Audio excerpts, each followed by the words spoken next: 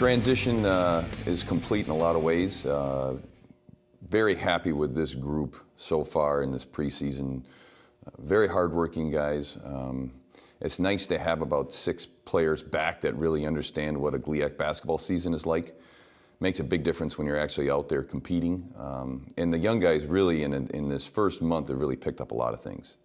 We have a nice nucleus of guys back. I'm really happy with how hard they worked over the course of this summer and into this preseason. Marcus Hall, I think, has really made big strides. Number one, in the weight room, we really talked a lot about him getting stronger. He's put on at least 10 pounds of just some good, solid weight and strength. It's going to help him a bunch to stay on balance and be able to really be an offensive contributor for us. Chavis Matson, who came in last year, and again, it's just a nice story, didn't play much in the beginning. Really, as the year progressed, started to give us good minutes, ended up being our leading rebounder last year.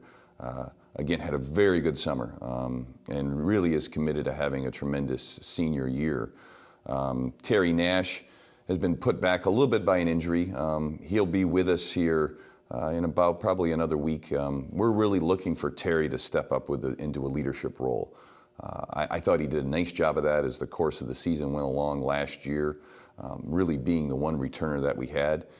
But I really have seen him step up his game in that element. Was a tremendous defender for us last year. We always put him on the toughest guy, but really want to see him contribute more on the offensive end and really just be a great decision maker. And then 2 other guards, Ethan Blackwell, who I thought just did a really outstanding job as the year went along from the point position. You know, from a statistical look, is probably one of the top returning point guards that we have in the conference. And then Spencer Huss, who's in his senior year as well. And again, you always want your seniors to be the ones that step up. Really excited with how Spence has contributed and really, I think, is taking, again, a role of leadership and really showing the younger guys what it means to play Northern Michigan basketball. Well, it's interesting. There's a lot of freshmen, 6 in total. With freshmen, here's the interesting perspective is that one day they look really good, the other day not so good. It's the process, really, of understanding what it takes to be a collegiate basketball player coming from a high school scenario. We, I think, have a tremendous group of not only good basketball players, but just great young men. They're doing exceptionally well in the classroom and just doing a good job of representing Northern Michigan. Alex Sorensen from Peoria is a 6'8" big that can shoot the ball. We'll really look for him to be able to step up in some roles. Cooper Radke, 6'6" power forward, really has done a nice job in the interior. Kenny Williams from Bolingbrook, 6'6" power forward, again, really has shown us some really nice things as far as from the interior perspective. And then we also picked up Jordan Perez from Greendale, Wisconsin. Really excited about what he brings to the table. Very good athlete, really can get to the basket. Trying to figure out defensively what it takes to guard at this level, but really encouraged by what he does.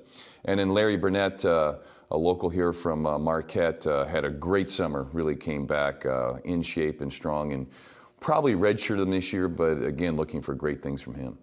Quite interesting, just for the fact that this year there was a lot of turnover. A number of seniors that, if you look at the leading scorers in the conference, I think it was 10 out of the 11 were seniors last year.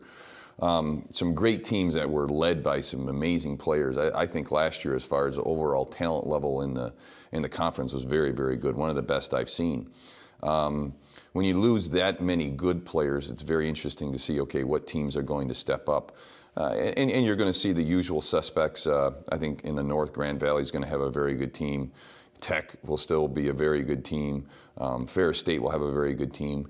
But just like any given night, you look through and anybody can beat anybody, home or away. Same thing, Finley lost a couple of very good players, but it seems like they're always rebuilding with what they have. So I think it'd be very interesting. I think this year it might not be, hey, this is the #1 team for sure, preseason pick, who knows? But it's going to be a battle and a war every night.